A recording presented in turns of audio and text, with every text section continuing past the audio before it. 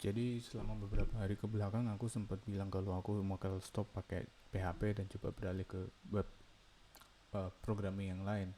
Entah itu apalah pokoknya. Aku nyari-nyari dan ketemu. Jadi selama beberapa hari ke belakang aku sibuk coba belajar Flutter yang sebenarnya secara popularitas sudah cukup terkenal. Apalagi di kalangan bootcamp, banyak namanya lembaga yang nyediain bootcamp training dan semacamnya, buat Flutter yang entah kenapa waktu aku cek ternyata ya masuk akal gitu setelah aku pelajarin. Jadi intinya Flutter itu kayak kita, bahasa bukan bahasa pemrograman, lebih ke framework, lebih deket ke Laravel yang menggunakan bahasa pemrogramannya Dart. Yang itu juga sebenarnya dibuat ya agak khusus lah buat development di bagian semuanya. Nggak cuma di web, bisa juga di desktop, bahkan bisa bikin di mobile, yang itu jadi senjata utama nilai lebih dari Flutter. Kita bisa develop satu bahasa coding, satu environment gitu ya, dan itu nanti bisa kita deploy ke berbagai macam. Sering dipakai buat development mobile apps, dan aku sendiri juga sempat ngedevelop di satu perusahaan yang bisa dibilang cukup gede, dan ternyata mereka oke-oke aja pakai Flutter. Untungnya dengan Flutter makanya aku bisa develop aplikasi dalam bentuk Android dan iOS di saat yang bersamaan dengan timeline yang padat.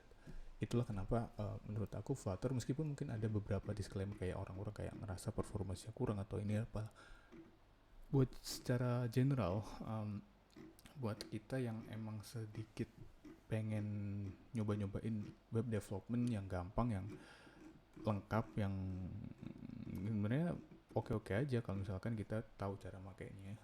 Flutter nggak ada salahnya buat kita pakai. Nah, oke, itu kayak gitu, general view buat Flutternya. Sekarang gimana sih bentuk kodenya?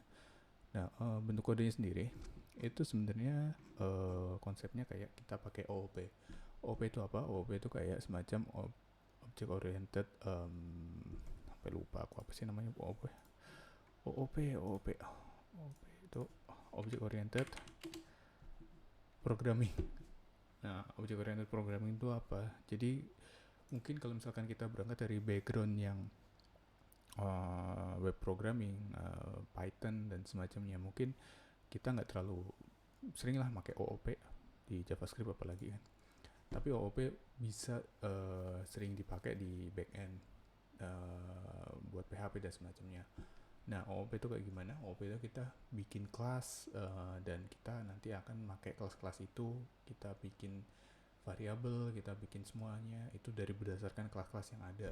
Nah, agak susah juga ngejelasin secara detail OOP itu apa, karena aku pengen coba mempersingkat di sini buat introduksinya.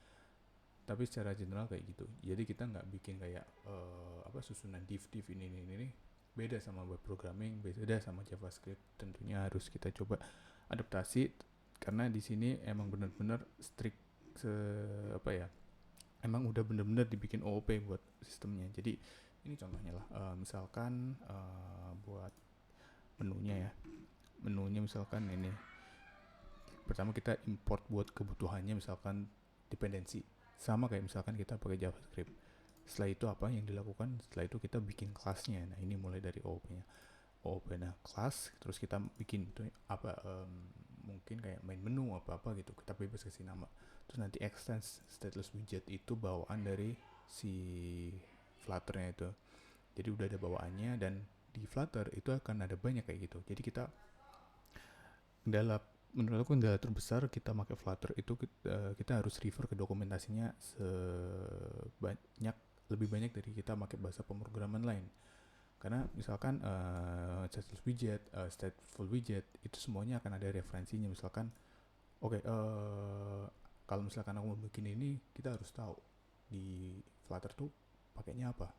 Sebenarnya udah ada semua, tinggal kita pakai.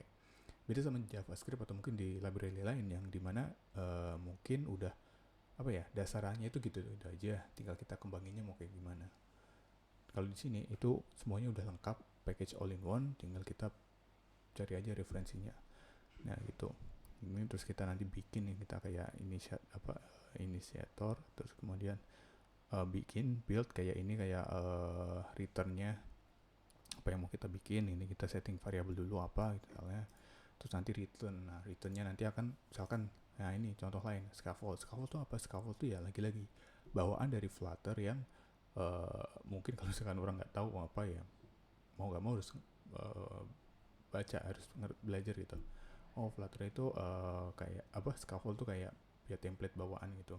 Nah nanti scaffold ada apa? Scaffold tuh ada macam-macam buat informasi yang bisa kita isi. Nah kayak key-nya, bukan key sih, lebih ke apa ya, parameter.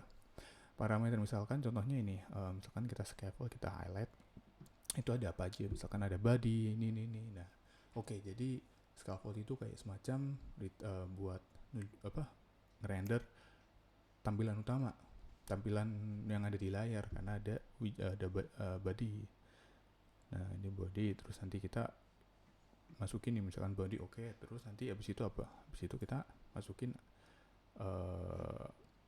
misalkan, nah ini contohnya responsive screen, terus bisa juga nanti kolom, bisa juga row. Ini buat yang bener-bener awam mungkin akan, ini apa sih maksudnya, gak jelas. Lagi-lagi, kalau misalkan kita belum sama sekali gak ngerti apa yang ada di dalam Flutter, kita akan bingung. Sama kayak waktu aku pertama kali belajar. Cuman ketika kita udah ngerti, oh oke, body itu ini, misalkan row tuh gini, header tuh gini, persis banget kayak waktu kita, ini refer ke styling di Tailwind ya mungkin. Kayak misalkan aku mau bikin sesuatu, cuman itunya apa? Kita tinggal cari ke dokumentasinya, misalkan ini, oh kayak gitu. Atau kita cari contohnya gitu. Contoh di Flutter itu ada banyak. Nah itu nanti tinggal cari, download template-nya, pakai, terus nanti ada bentuknya. Oh kalau misalkan mau bikin layar full gitu, nanti pakai responsive screen. Misalkan mau bikin apa, baris-baris doang itu, apa, baris ke bawah gitu, pakainya kolom gitu. Oh kolom ya, nanti ada data ke bawah gitu. Nah gitu, akan lebih baik itu sih saran aku. Jadi jangan belajar full dari nol, tapi coba baca dari contoh yang udah ada, karena itu akan benar-benar mempercepat apa yang perlu kita pakai dan menghemat waktu buat meminimalisir kita mempelajari yang sebenarnya nggak terlalu dibutuhin waktu kita development apa yang mau kita mau. Lebih baik kita edit dari template yang udah ada itu, nanti baru tinggal kita adjust sesuai dengan kebutuhan kita. Nah kayak gitu. Nah yang kedua tentunya belajar buat apa aja yang ada di dalamnya ya. Misalkan ini nih, misalkan kalau aku pakai VS Code ini nanti akan muncul informasinya.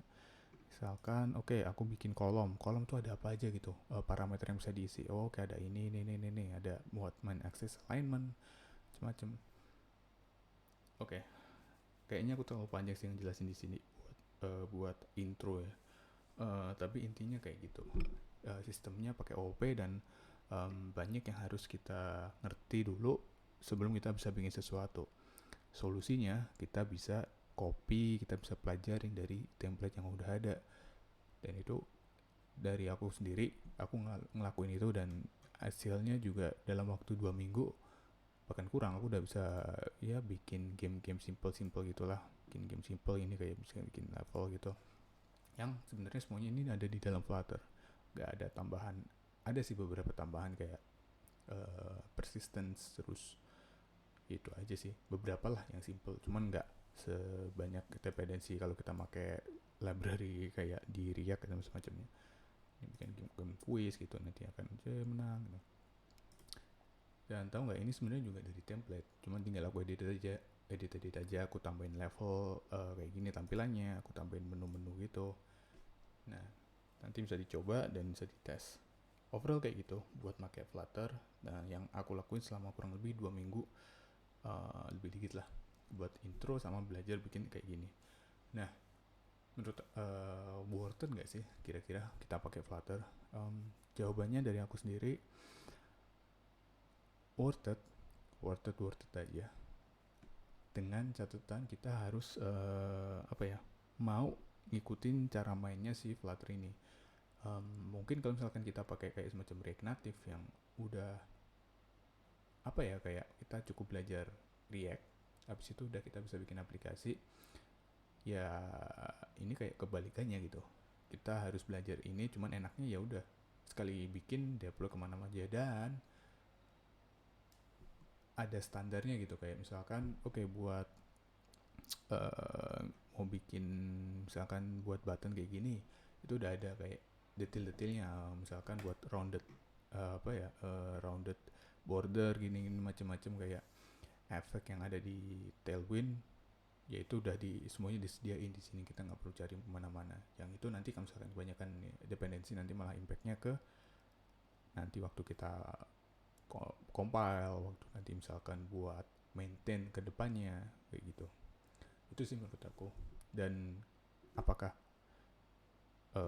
lebih baik belajar sendiri atau ikut course, itu aku serahin ke kalian, gak ada bedanya menurut aku, tinggal kalian enaknya belajar kayak gimana. Cuman kayaknya kebanyakan sih lebih banyak buat course-nya kayak bikin aplikasi sederhana. Kalau buat game belum ada, jadi ya itu buat catatan aja. Paling itu sih buat terkait dengan perkenalan Flutter. Kedepannya mungkin aku akan share hasil development aku yang mungkin terkait game atau aplikasi lain. Dan juga sebenarnya ini aku juga selain pakai Flutter, aku juga pakai bahasa pemrograman lain yang sedang aku pakai juga. Aku bahas nanti lah. Tapi kurang lebih buat Flutter kayak gitu. Oke, semoga dapat pencerahan, semoga yang ragu bisa jadi yakin, yang takut jadi nggak takut lagi buat belajar.